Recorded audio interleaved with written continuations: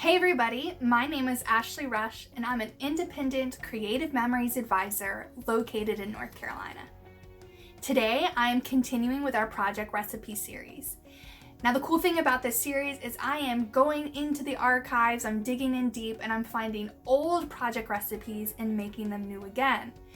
Project recipes are something developed by Creative Memories. It's a cutting guide that uses our different collections to make perfectly coordinated layouts. Now, the best thing about these project recipes is you can use them over and over and over again, and you can even use them for different themes so long as you swap out the collections.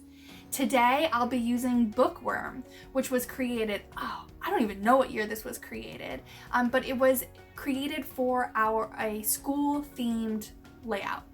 Now, I'm not working with school. I got our new Wanderlust collection and I could not wait to break into those, which is more of a travel collection, but you can make it pretty generic as well. I hope you guys enjoy this video. Leave me some feedback and stay tuned to the end and let me know which layout you like best.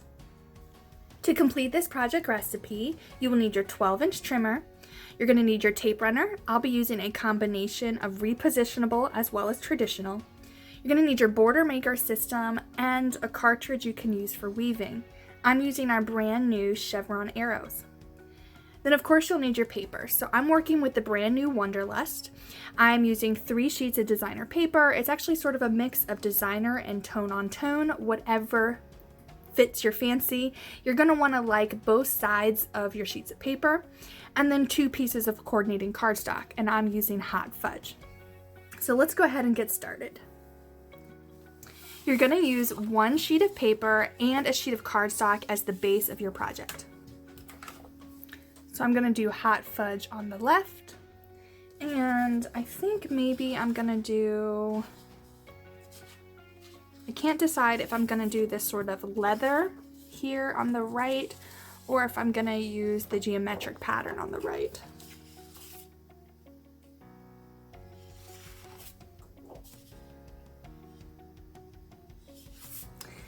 Let's go with the leather.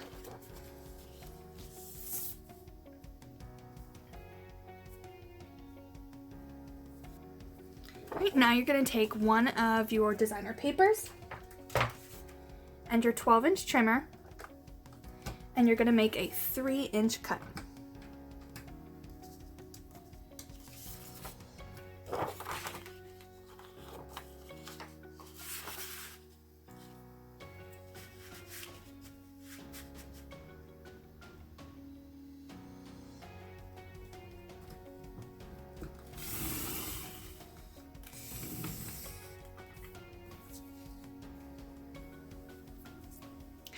You're just going to set this aside. We're going to use that in a minute. Now you're going to make a 3.5-inch cut.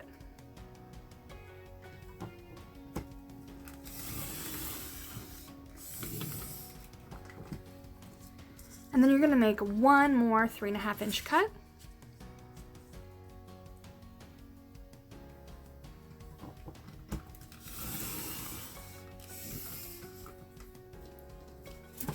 You're left with about 1.5 inches, 2 inches. This is extra. You can set this aside. You are done with it.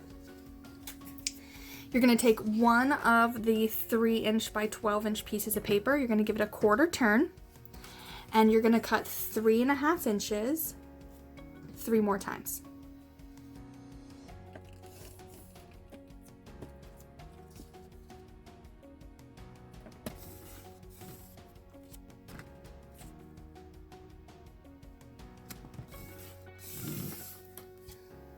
That'll leave you with 3.5 by 3.5 inch squares, and then you have this extra 3.5 inch long rectangle. You can set this aside, you don't need it. You're going to take your other 3.5 inch by 12 piece of paper, give that a quarter turn, and you're going to make one 3.5 inch cut.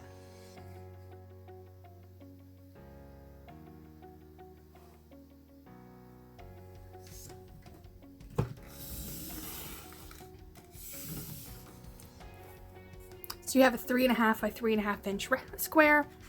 Then you'll have this nice long rectangle. This also is extra. You can set that aside. I'm going to move the trimmer and show you where these pieces go on our layout. So your large rectangle is actually going to be a border on the right hand side. Technically, you're supposed to use the reverse side, but those colors match too well. So right now I'm going to do the blue side, and then the 3.5 inch squares go roughly here on the left side of the paper. Now, since I am supposed to use the left-hand side or the reverse side, this would be a good time to sort of trade out and see if we would prefer to do one of the other papers here. So we could have this as our base, which doesn't look too bad. Can flip that over.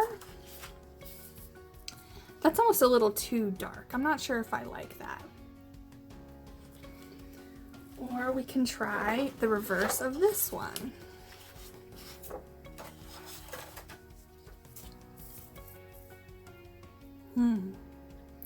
I don't think I like the gray tones of this sheet. So let's actually flip over. And I'm going to use the geometric. There's some distinct differences between these papers. This is not a style I would normally go for, but I'm willing to give it a try this time, and we'll see what this ends up looking like in the end. All right, so now we're going to pull out our, our second sheet of designer paper.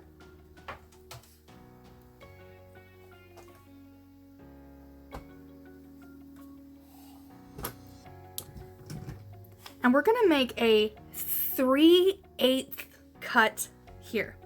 I know that's a very strange measurement, but I'm gonna show you guys where it is. If you're using the right-hand side of your trimmer, the 3/8 is the very first line on the ruler here at the top and the bottom. That is 3/8.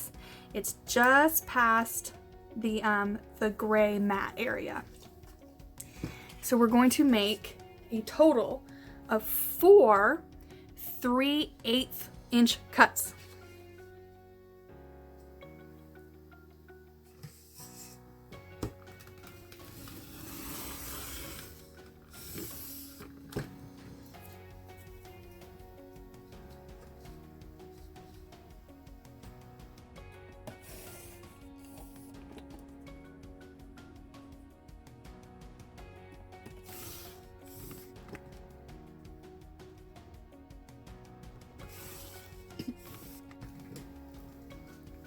All right, I've got my 4 strips of 3/8 inches by 12 inches.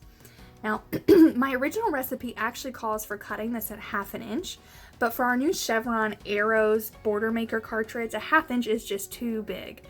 So this is a measurement you can experiment with based upon which border maker cartridge you are using.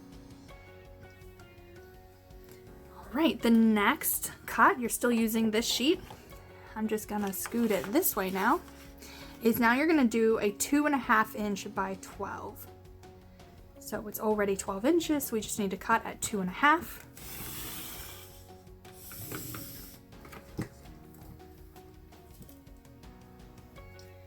And now we are going to cut 6.5. Gonna flip over my little handy dandy cheat sheet there.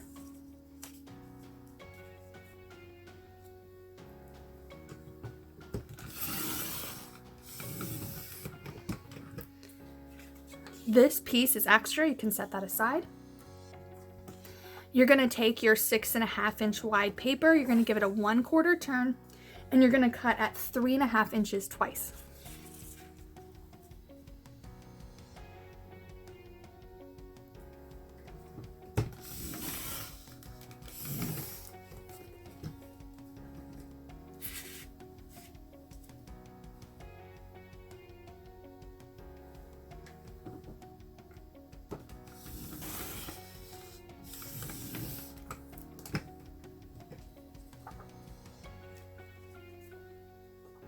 This large piece is extra, you can just set that aside. Now I'm going to show you roughly where these pieces are going. So your 3.5 inch rectangles are going to go here and here. And then your large border is going to go on the left-hand side. Again, this is meant to go with the reverse side. I'm not sure if I dig that. The nice thing about these project recipes is you can flip and mix and match as you go and figure out what you like better. We'll be using these thin strips in a minute, so I'm going to pull these off and just set them off our page. And now we are going to be working with our last sheet of paper, which is our sheet of cardstock. The first thing we're going to do is cut several borders using our border maker system. I am, of course, using the chevron arrows.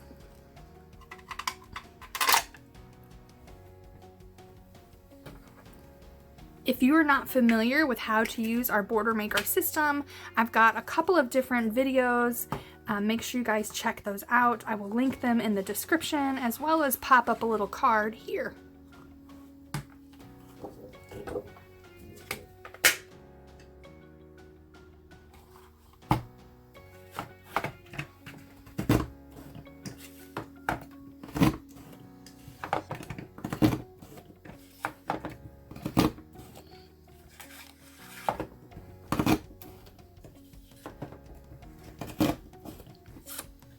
Now this cartridge is one of our cartridges that remains attached to the paper.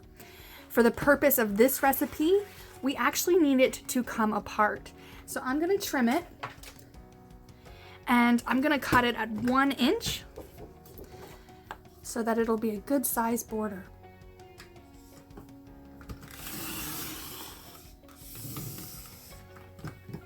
Now when you cut it at 1 inch, that does give the top and bottom border of our design an unequal border. It's designed that way. But if it bothers you, you can always come back and trim this other side to make it smaller. Now we're going to repeat that 3 more times so that we will get a total of 4 borders.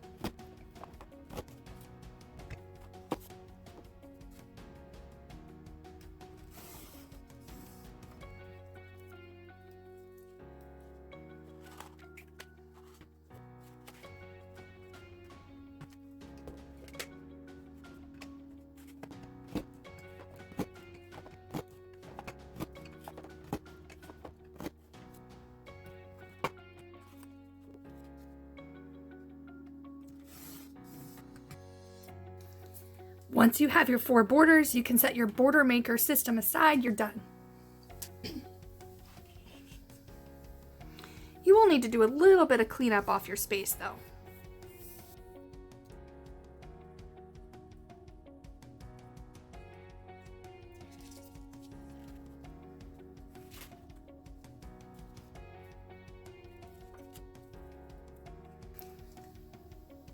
We have a few more cuts to make using our cardstock sheet of paper.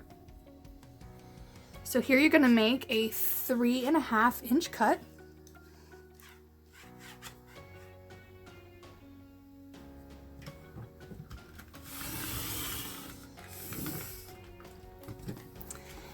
Set this aside, we're going to come back to it. You're going to make another 3.5 inch cut with our long piece of paper here.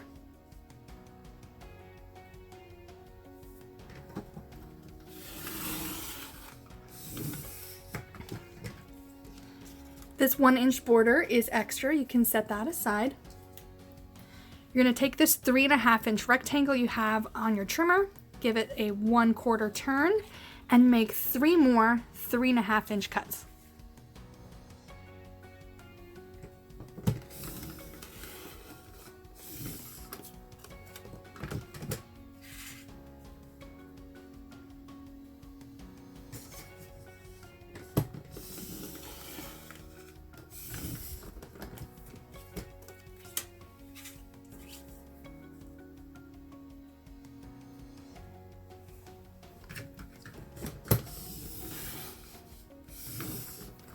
That should give you 3.5 by 3.5-inch squares and a little extra piece.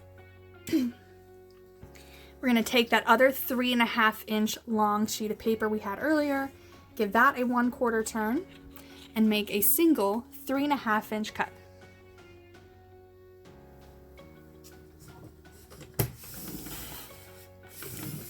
So once again, we get a 3.5 by 3.5-inch square. And then we have a long piece of leftover cardstock. At this point, we have made all of our cuts so we can set our trimmer aside. Our cardstock pieces are going to roughly mirror our blue pieces on the other side.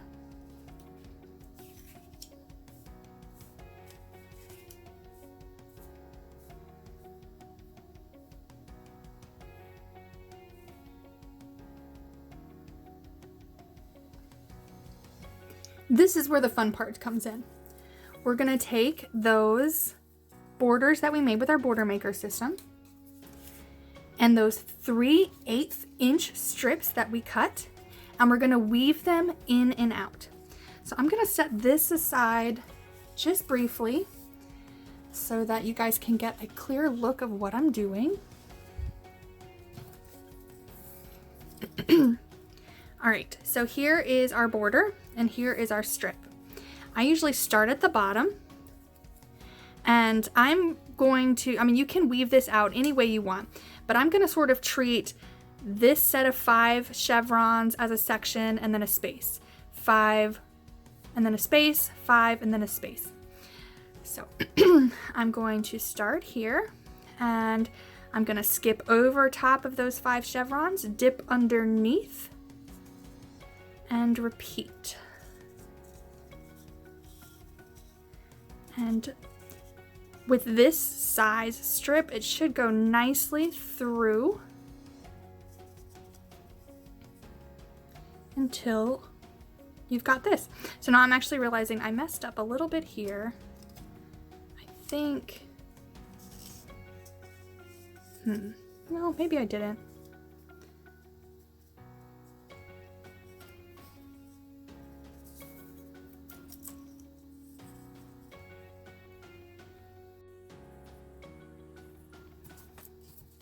I'm going to take my second strip and I'm going to do the opposite of how I started before. So here I'm going to dip underneath of that 5 over the next set and so forth.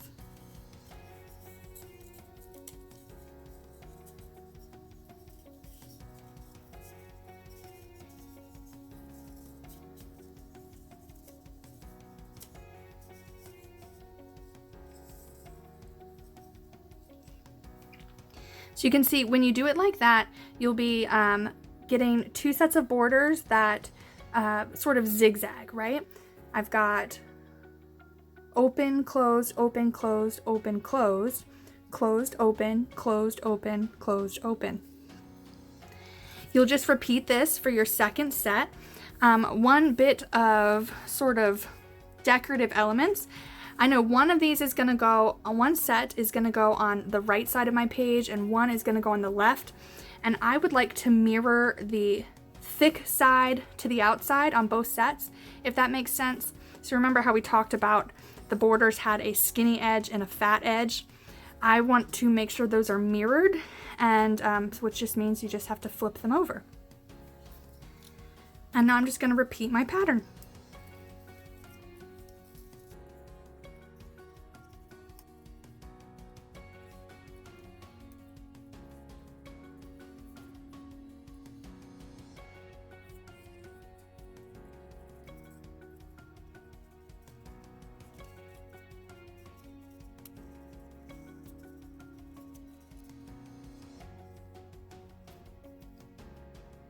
Once you have finished weaving your borders, it's time to start putting our pages together.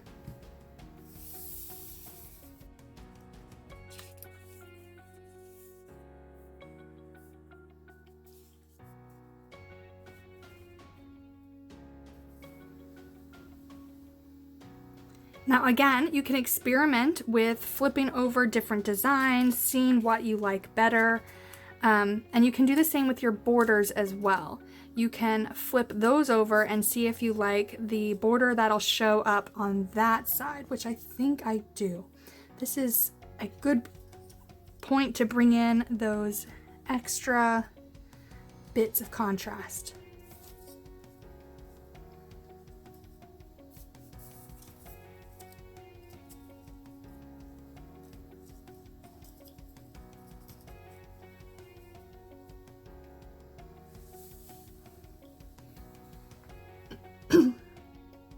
Your borders are going to line up so that they don't necessarily start where your like edge border starts.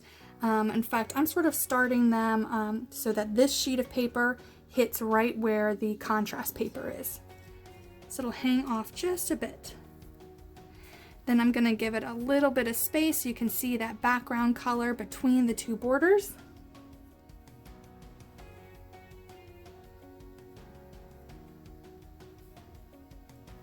All right, I'm ready to adhere. I'm going to be using my traditional tape runner for my border pieces, like my outside thick borders. And then I'm going to be using my Repositionable to put down my mats and my woven borders.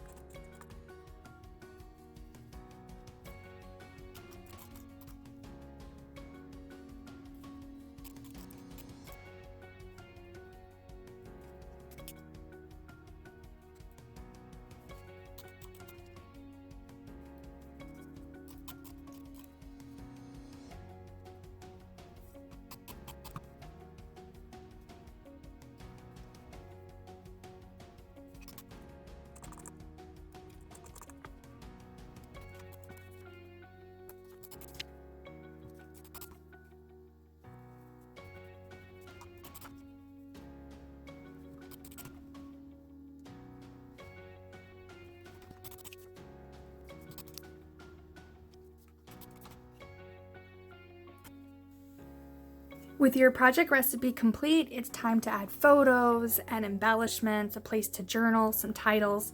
One of these squares make a perfect place to put your title or your journaling. As you can see, my squares are fairly dark, so the best way to do that is I actually cut down one of our variety mats from our variety mat pack, and it fits nicely within these squares. It gives me a place to journal.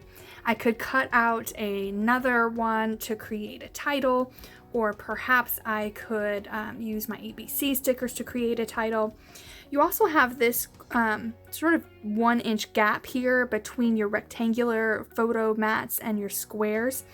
You could fit in a title here, perhaps some journaling, or I'm actually going to use my stickers, my border stickers, to fill in this gap. So I went ahead and I measured. It's about 8.5 inches from here to there.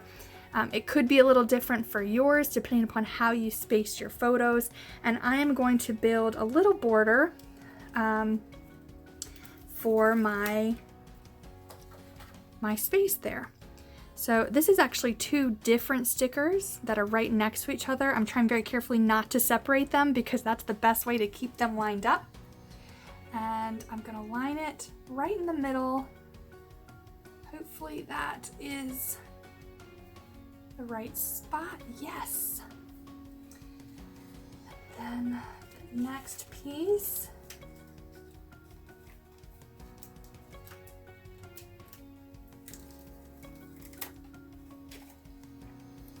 Again, I've just cut them. And I just put my sticker sheet straight into my trimmer and cut there.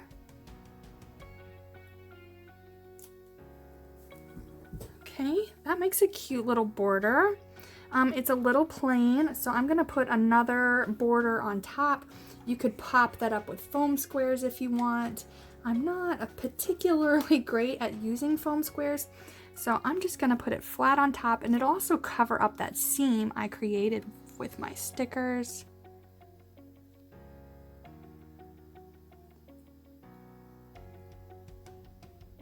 So that's so cute, right?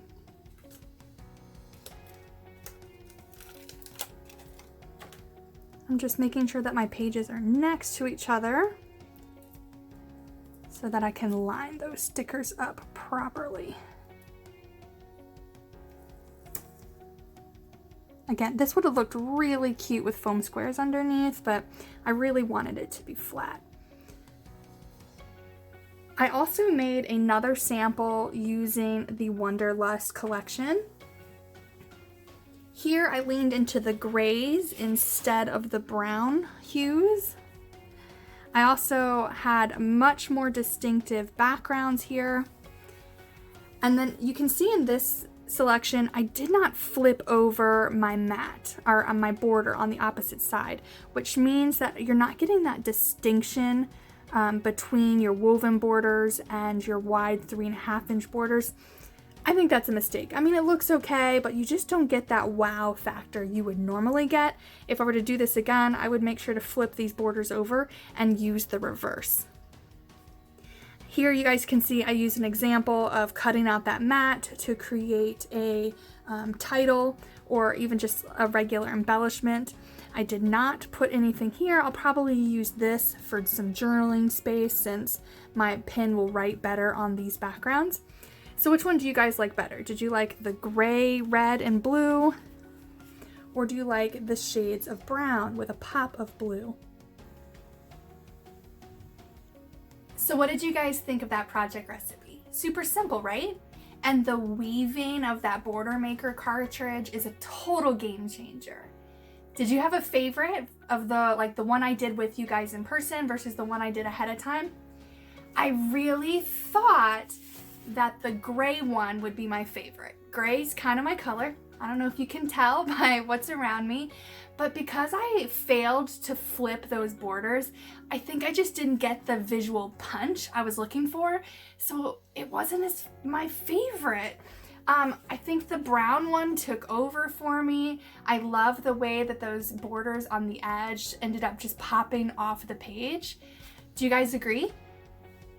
Well, thank you guys all for watching. I welcome your feedback. I try really hard to respond to everybody.